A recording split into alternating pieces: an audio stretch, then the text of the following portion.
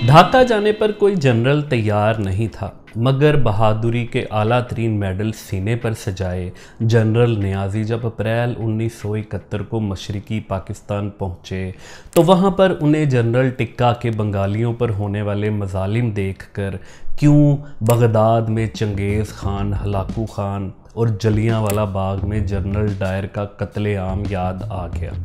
जुस्तजू में आज general Amir Abdullah Khan Niazi की ज़िंदगी की कहानी में हम ये जानने की कोशिश करेंगे कि जनरल टिक्का पर संगीन इल्ज़ामात लगाने वाले जनरल नियाज़ी क्या आँखों में चमक के साथ अपने फ़ौजियों को बंगाली औरतों से ज़्यादती पर उकसाया करते थे और फिर उनसे गुज़िश्ता रात का स्कोर पूछा करते थे। दूसरी जंग अज़ीम में बर्मा के महाज पर कैप्टन नियाज़ी की बहादुरी की वो हैरत अंगेज़ रुदाद, जिसके बाद उन्हें टाइगर नियाज़ी का लक़ब और बरतानवी फ़ौज में आला तरीन बहादुरी का एज़ाज़ मिलिट्री क्रॉस दिया गया। जब कोई जनरल मशरक़ी पाकिस्तान की कमांड संभालने पर तैयार नहीं था तो जनरल नियाज़ी ने क्यों ये भारी पत्थर उठाया। ढाका पहुंचने पर जनरल नियाज़ी को भारत से जंग करने के लिए कितने हज़ार फौजी मिले और सबसे बढ़कर सरेंडर की खबरों पर कब जनरल नियाज़ी पुरजोश अंदाज में आलमी मीडिया के सामने आए और सीना फुलाकर कहने लगे, कभी सरेंडर नहीं करूंगा चाहे मेरे सीने पर से भारतीय टैंक गुजर जाए। General Niazi. No, I am a soldier. My job is not to say why, not to say this and that, but to obey. Well, actually, we'll fight it out. No, sir. The question is either we live or we... I can tell you one thing, man. I'm the man. I'll take the tank over my body. You will see my dead body or alive.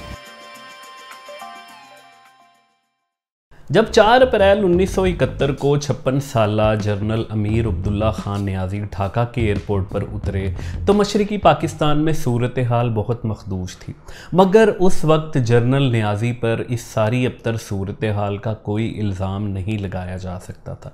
अभी 2 रोज़ कबल ही वो लाहौर में 10वीं division को command कर रहे थे जब उन्हें जनरल हेड क्वार्टर से chief of army staff general Abdul Hamid Khan ने समन किया।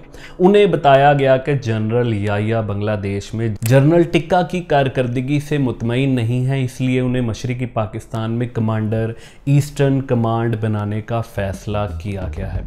इस हवाले से इन्हें कोई सवाल पूछना है तो उनका जवाब था, एक अच्छे फ़ौजी का काम अहकामात की पाबंदी करना होता है, सवाल पूछना नहीं। मैं एतमाद पर पूरा उतरने की कोशिश करूँगा। ये क़यास करना बहुत मुश्किल है कि जनरल नियाज़ी को मशरक़ी पाकिस्तान की सूरत हाल के बारे में मालूम ना हो। जिस वक्त वो ढाका के एयरपोर्ट उतरे थे उस वक्त मशरक़ी पाकिस्तान का मंजरनामा कुछ यूँ था कि बानी पाकिस्तान कायद आज़म और अल्लामा इकबाल की तस्वीर सड़कों पर रौंदी जा रही थी और उनकी जगह रविंद्रनाथ टैगोर की तस्वीर हाथों में पकड़ी हुई होती थी। बंगाली एहतजाज में पाकिस्तानी परचम जला रहे थे, फ़ौजी ऑपरेशन शुरू हो चुका था, बंगालियों का कत्लेआम जारी था और मुक्ति बाहिनी के नाम पर एक बागी गोरिल्ला फोर्स बन चुकी थी जिसमें शामिल बंगाली भारत के कैंपों से ट्रेनिंग हासिल करने के बाद पाक फौज के खिलाफ नबुर्द आजमा थे। भारत मुक्ति बाहिनी को हथियार फराहम कर रहा था। भारतीय वज़ीर आज़म इंदिरा गांधी लाखों पनाह गुज़ीनों को 1 करोड़ पनाह गुज़ीन बताकर पूरी दुनिया में विक्टिम कार्ड खेल रही थी, आलमी दौरे करने में मसरूफ़ थी और 24 मार्च को लोकसभा से खिताब में फरमा चुकी थी कि ये सिर्फ पाकिस्तान का नहीं, अब इंडिया का भी अंदरूनी मामला है। इधर जनरल नियाज़ी ने ढाका के एयरपोर्ट पर कदम रखा था और उसी महीने इंडिया और रूस का इत्तेहाद हो चुका था, यानी अब रूस भी बिलवास्ता इस जंग में पाकिस्तान के खिलाफ कूद चुका था।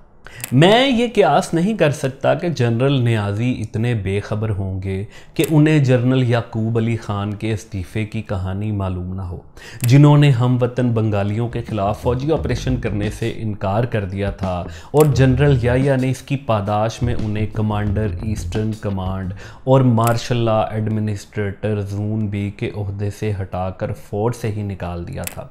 उनसे पहले लेफ्टिनेंट जनरल बहादुर शेर ने मशरक़ी पाकिस्तान में तैनाती कबूल करने से इनकार कर दिया था और उनके अलावा 2 या 3 से ज़ायद जर्नैलों ने मशरक़ी पाकिस्तान में तैनाती को कबूल नहीं किया था। अमूमी तासुर है कि मशरक़ी पाकिस्तान के महाज की संगीनी का अंदाज़ा लगाए बगैर जनरल नियाज़ी ने इसको कबूल किया, मगर सवाल ये पैदा होता है कि मशरक़ी पाकिस्तान के मुश्किल महाज पर किसी को तो हाँ करनी ही थी। ये भी सोचा जा सकता है कि जनरल नियाज़ी इतने भोले होंगे कि इन्हें मालूम ही ना हो कि उनके आने से चंद दिन कबल यानी 25 और 26 मार्च की दरमियानी रात पाक फ़ौज की तरफ से ऑपरेशन सर्च लाइट का आगाज़ कर दिया गया था और जनरल टिक्का खान ने मशरक़ी पाकिस्तान में जुल्म व बर्बरियत की गैर इंसानी मिसालें कायम की थी। उनके 9 माह के फ़ौजी ऑपरेशन में बिला मुबालगा हज़ारों बंगालियों को मौत के घाट उतारा जा चुका था। उन्हें बुचर ऑफ बंगाल का लक़ब दिया जा चुका था और उनका ये जुमला तो फौजियों में बहुत ज़्यादा मशहूर था, मुझे लोग नहीं ज़मीन चाहिए। जनरल नियाज़ी को ये भी लाजमी मालूम होगा कि शेख मुजीबुर रहमान को गिरफ़्तार किया जा चुका था और पाक फ़ौज में इस बात पर शदीद इख्तलाफ पैदा हो गया था कि इलेक्शन में अक्सरियत हासिल करने वाले शेख मुजीब को गिरफ़्तार किया जाए या फ़ौजी ऑपरेशन में कत्ल कर दिया जाए। जनरल नियाज़ी अपनी किताब बेट्रेयल ऑफ ईस्ट पाकिस्तान में बांग्लादेश की सूरत हाल का अहाता इन अल्फाज में करते हैं। 25 और 26 मार्च 1971 की दरमियानी रात जनरल टिक्का ने हमला किया। पुरअमन रात बैन, रोने और जलने में तब्दील हो गई। जनरल टिक्का के इख्तियार में जो भी था उसने सब गंवा दिया। अपने गुमराह और बहके हुए लोगों के साथ मामला तय करने के बजाय उन पर दुश्मनों की तरह छापे मारने शुरू कर दिए। फौजी ऑपरेशन सख्त बेरहमी का मुजाहिरा था। चंगेज़ खान और हलाकू खान के बुखारा और बगदाद या जलियांवाला बाग में ब्रिटिश जनरल डायर के कत्लेआम से भी ज़्यादा बेरहम। जनरल नियाज़ी ढाका एयरपोर्ट पर उतर रहे थे और उस वक्त कुल मिलाकर बात ये थी कि मशरक़ी पाकिस्तान में बिगल बच चुका था। 4 अप्रैल 1971 को ढाका एयरपोर्ट पर उतरने वाले जनरल अमीर अब्दुल्ला खान नियाज़ी के कंधों पर कोई बोझ नहीं था, लेकिन अब उनके फ़ैसले उनके आने वाले वक्त का फ़ैसला करने वाले थे और ये फ़ैसला भी कि तारीख़ उनको किन अल्फाज में याद रखेगी। मगर इस दर्दनाक रुदाद में जाने से पहले हम ये जानने की कोशिश करते हैं कि जनरल नियाज़ी कौन थे और उन्हें क्यों टाइगर नियाज़ी कहा जाता था।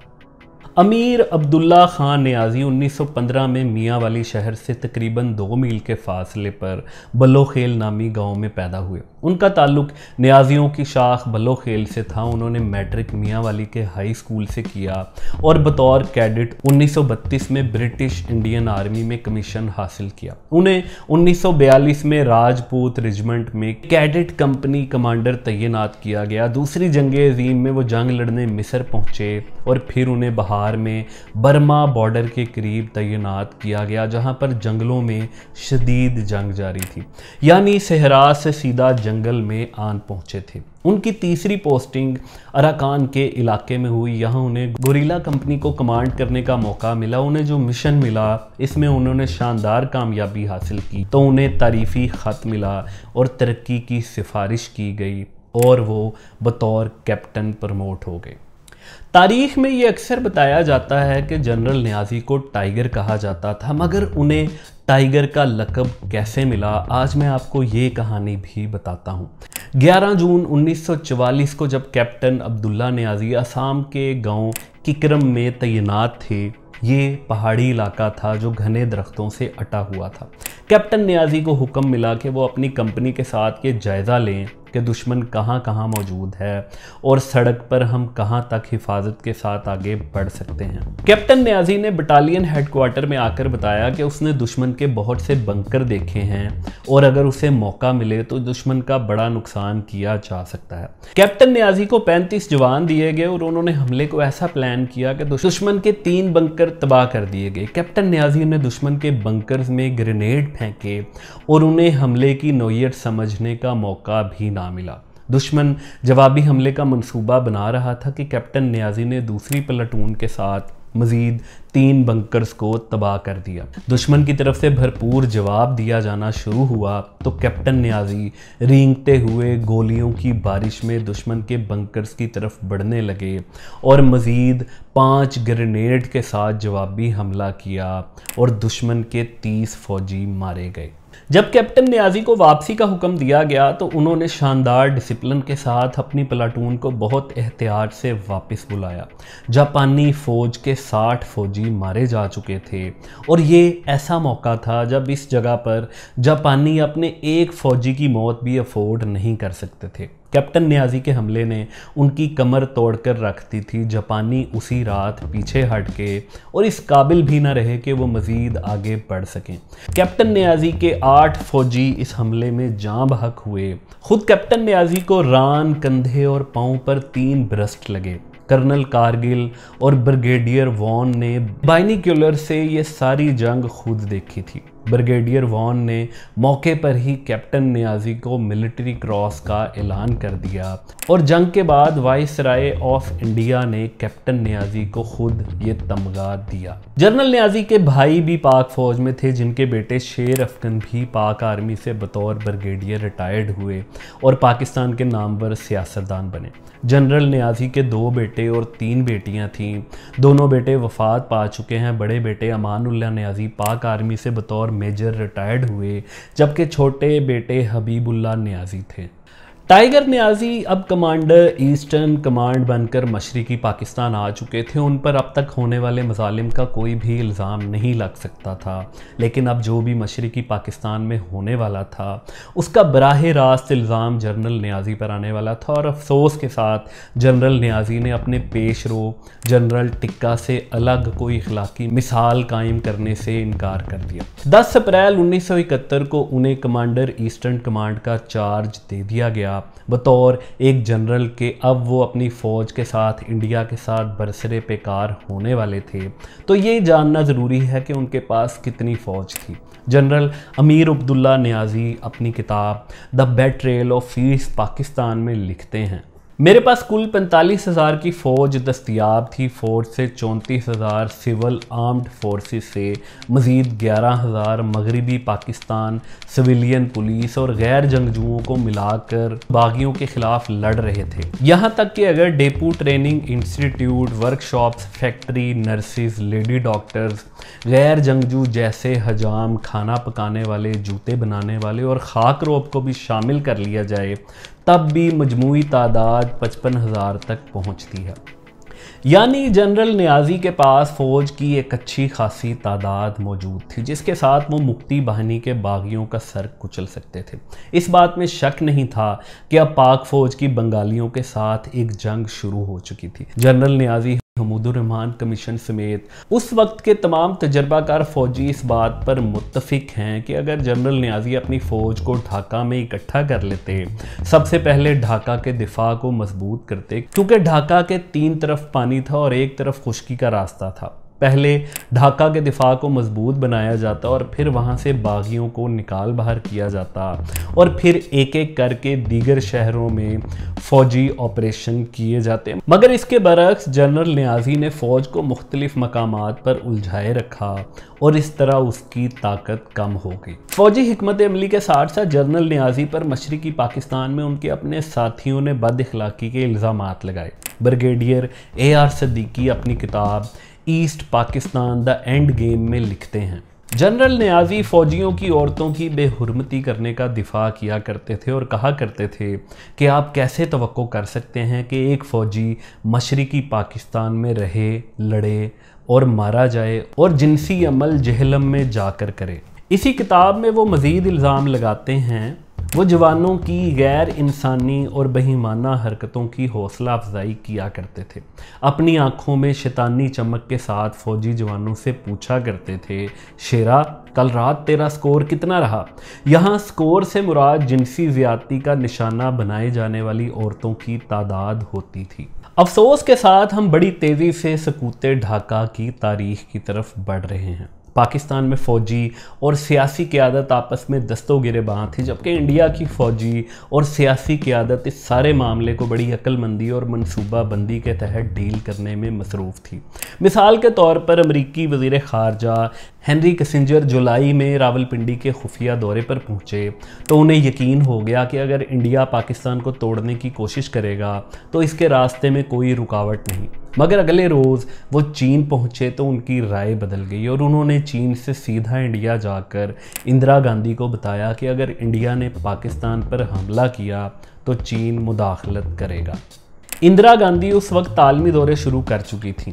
رائے عامہ کے سامنے وکٹم کارڈ کھیلا جا رہا تھا تو اگست میں انڈیا اور روس کے درمیان ایک باقاعدہ معاہدہ ہو گیا، جس کے بعد اب روس نے پاکستان کے خلاف جنگ میں انڈیا کو باقاعدہ سپورٹ کرنا تھا۔ پاکستان کی فضاؤں میں جو بھارتی طیارے حملہ کرنے آتے تھے ان میں کئی طیاروں میں روسی پائلٹ بیٹھے ہوتے تھے۔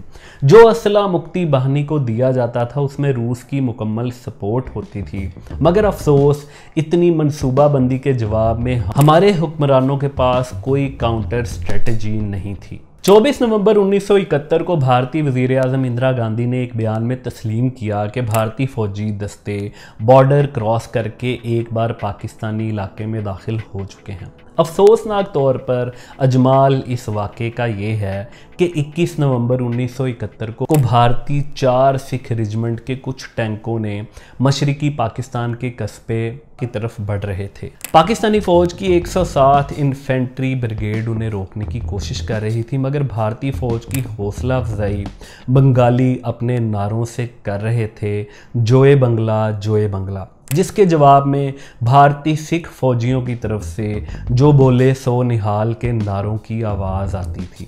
مشرقی پاکستان کی جنگ کا کنٹرول سینٹر ڈھاکہ تھا۔ عالمی میڈیا وہاں سے پل پل کی خبریں دے رہا تھا اور پھر یہ خبریں آنے لگیں کہ مکتی باہنی اور انڈین آرمی نے جیسور، کھلنا اور نوخالی پر قبضہ کر لیا ہے اور بھارتی فوج ڈھاکہ کی طرف بڑھ رہی ہے۔ بھارتی جنرل مانک شاہ کا لکی نمبر 4 تھا، اس لیے اس نے 4 دسمبر کو حملہ کرنے کا پلان بنایا، لیکن دراصل حملے سے زیادہ بھارتی فوج دباؤ قائم کرنے کی پالیسی پر عمل پیرا تھی۔ یہی دباؤ بڑھانے کے لیے دسمبر کے اوائل میں ڈھاکہ پر فضائی حملے شروع کر دیے گئے۔ پراپوگنڈا کی طاقت یہاں بھی استعمال کی گئی اور 4 دسمبر کو بھارتی پائلٹ نے ڈھاکہ کے یتیم خانے پر حملہ کیا، جہاں 400 سے زائد ہلاکتیں ہوئی، جن میں کئی بچے بھی شامل تھے، اور الزام پاکستان پر لگایا گیا۔ یہ بھی ایک وکٹم کارڈ تھا اور عالمی میڈیا میں پاکستان کو بدنام کرنے کی سازش تھی۔ پاکستانی فوج کی صورتحال واقعی مخدوش تھی۔ اسلحہ، ایندھن اور خوراک کی سپلائی لائن بند ہو چکی تھی۔ ایسی خبریں پھیلائی جا رہی تھی کہ پاکستانی فوج سرنڈر کرنے کے قریب ہے، مگر ایسا کیوں ہوتا؟ تمام فوجی مبصر اس بات پر متفق ہیں کہ جنرل نیازی کے پاس 26,000 فوجی تھے۔ اگر انڈیا ڈھاکہ پر حملہ کرتا تو وہ اس کا مقابلہ کر سکتے تھے، اور جنرل نیازی نے سرنڈر کی تمام خبروں کی 11 دسمبر کو خود ان الفاظ میں تردید کی جب وہ جوش اور ہمت سے بھرے ہوئے میڈیا کے سامنے آئے۔ Who spread the rumor that I have run away? It was the Brahman Broadcasting Corporation, BBC. I can tell you one thing, man. I'm the man. I'll take the time over my body. You will see my dead body and alive. اسی طرح 13 دسمبر کو general نیازی نے media کو کہا کہ surrender کا سوال ہی پیدا نہیں ہوتا۔ Conditional surrender? No, sir. The question is either we live or we die. We stay here dead or alive. We fight it out to the last. This is the price of the freedom. It's mine. Yes, my country, Pakistan. Pakistan will stay. Yes, inshallah will stay. مگر صورتحال مسلسل بگڑ رہی تھی۔ بھارتی جہازوں نے governor house پر حملہ کیا تو گورنر مالک اپنی بیوی اور بیٹی کے ساتھ بنکرز میں چھپے ہوئے تھے۔ دوسرے حملے پر ان کی بس ہو گئی اور انہوں نے فوری طور پر استعفیٰ دے دیا اور ڈھاکہ میں واحد پرامن جگہ یعنی انٹر کانٹیننٹل ہوٹل کی طرف بھاگ گئے، جہاں پر ریڈ کراس نے انتظام سنبھالا ہوا تھا۔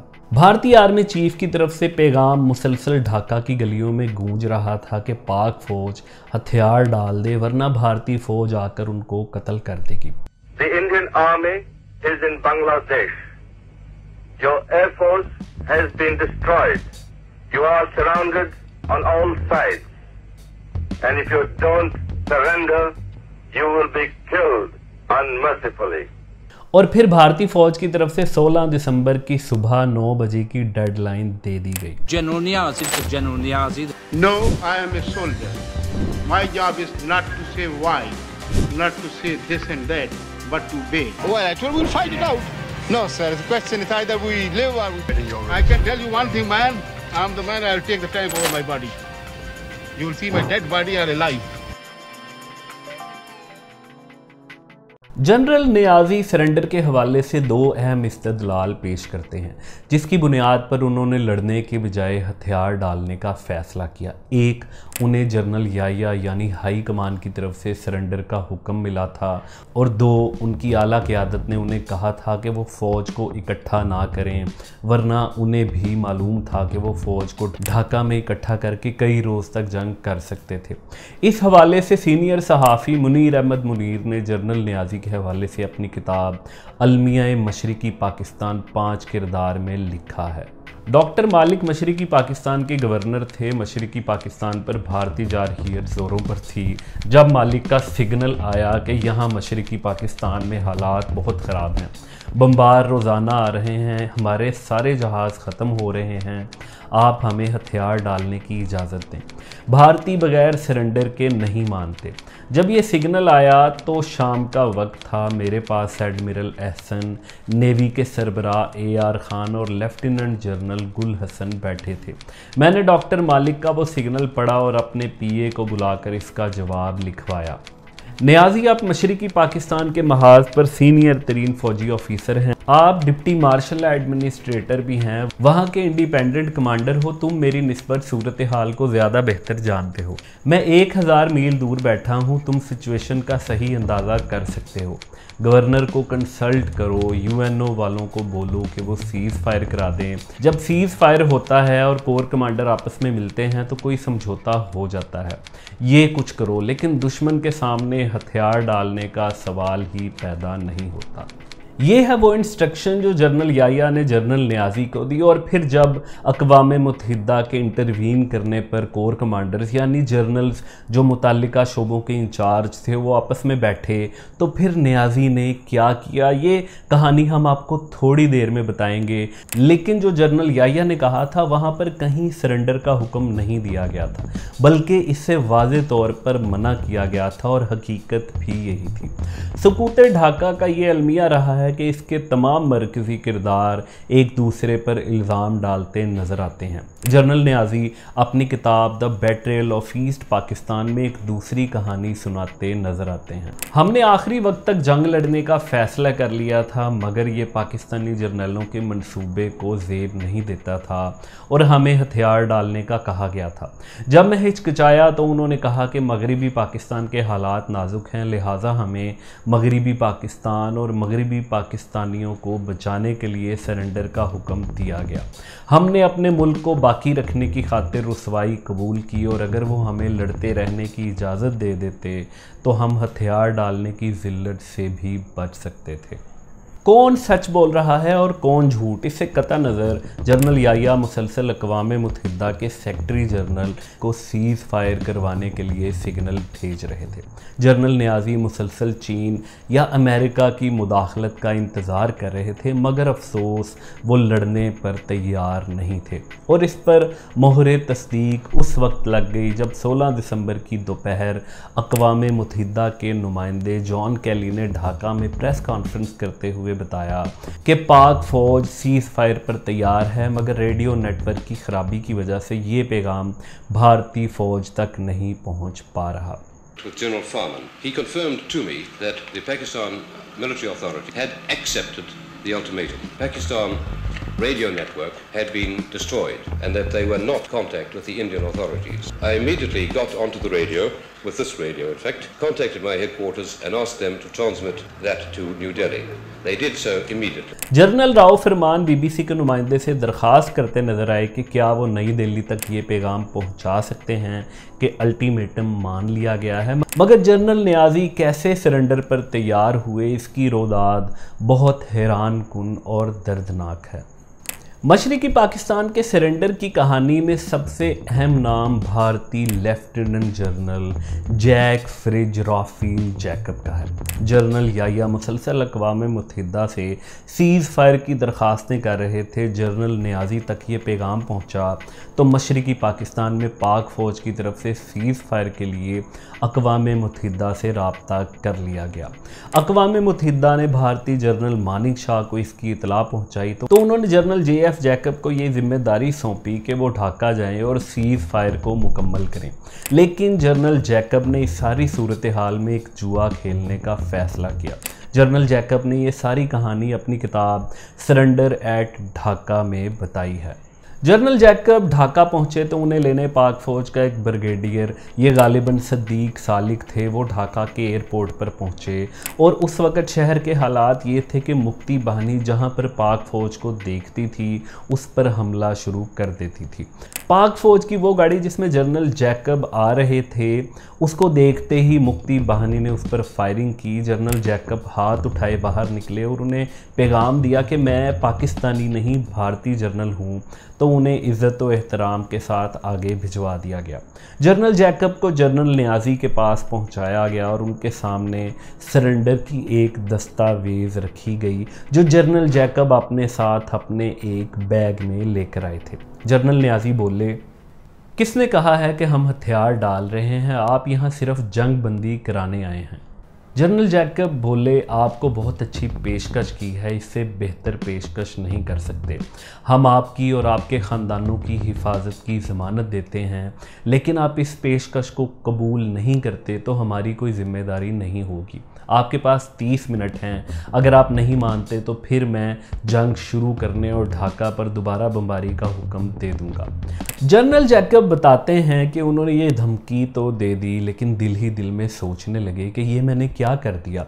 मेरे पास कुछ भी नहीं और इनके पास ढाका में 26,400 फ़ौजी हैं, हमारे पास सिर्फ 3,000 और वो भी ढाका से 30 किलोमीटर बाहर।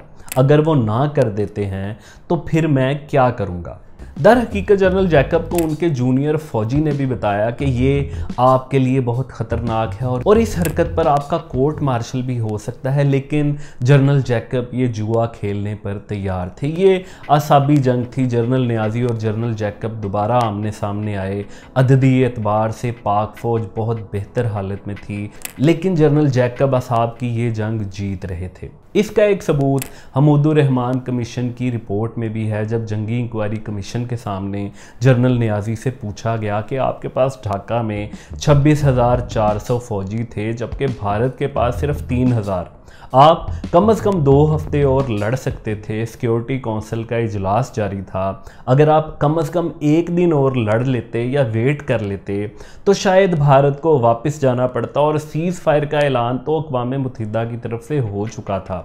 तो आपने एक शर्मनाक शिकस्त और वो भी बग़ैर किसी शर्त के हथियार डालना क्यों मंजूर किया? तो जनरल नियाज़ी का जवाब था, मुझे ऐसा करने के लिए जनरल जैकब ने मजबूर किया था। उन्होंने मुझे ब्लैकमेल किया और हमारे ख़ानदानों को कत्ल करने की धमकी दी।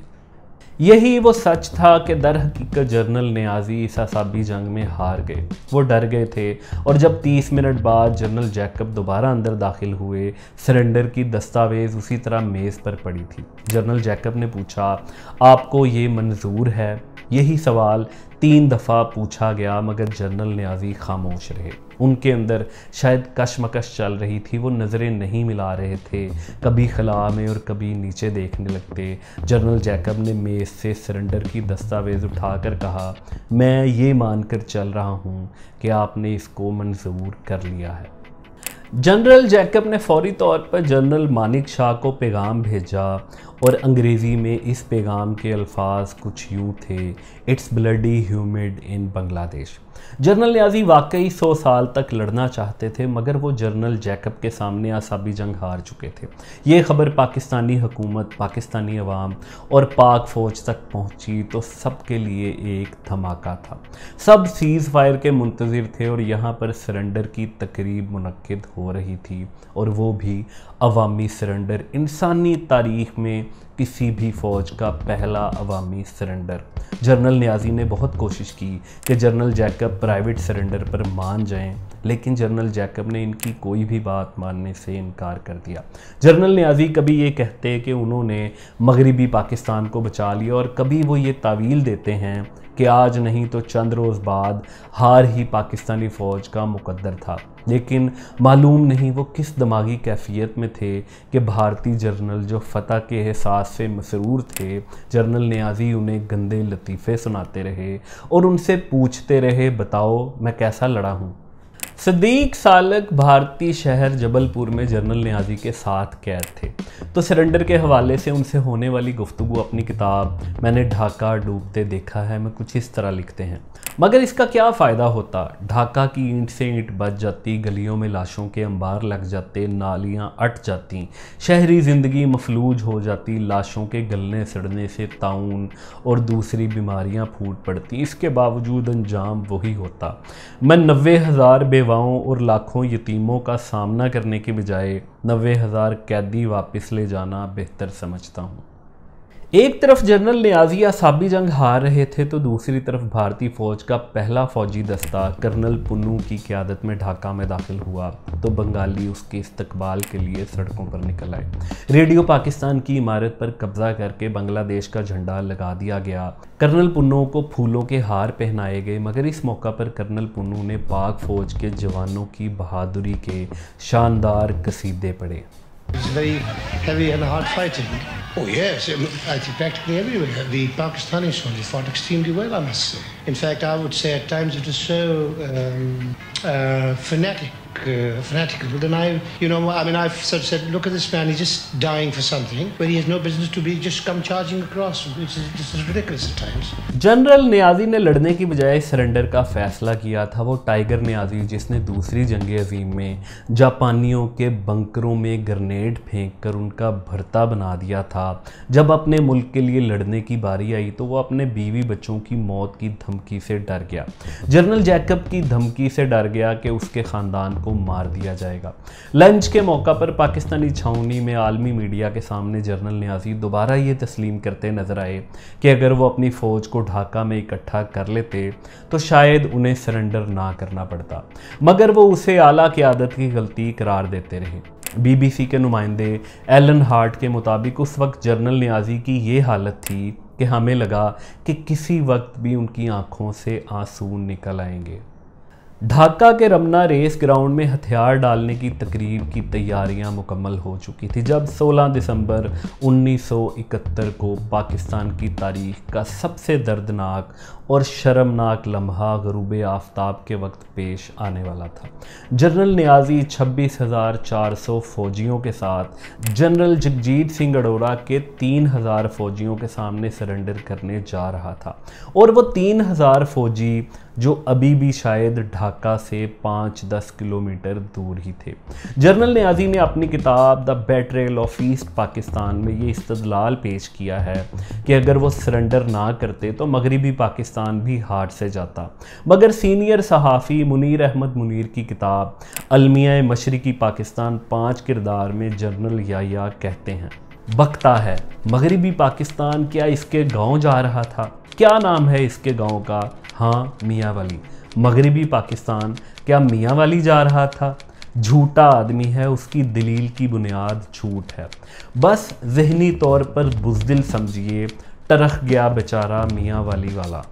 क्या जनरल नियाज़ी एक बेबस और इख्तियारात से आरी जर्नल थे? तो आपको ये बताता चलूँ कि जनरल नियाज़ी के पास डिस्क्रेशनरी पावर्स थीं कि अगर उन्हें सरेंडर का हुक्म भी दिया जाता तो वो ये ऑर्डर मानने से इनकार करके लड़ सकते थे।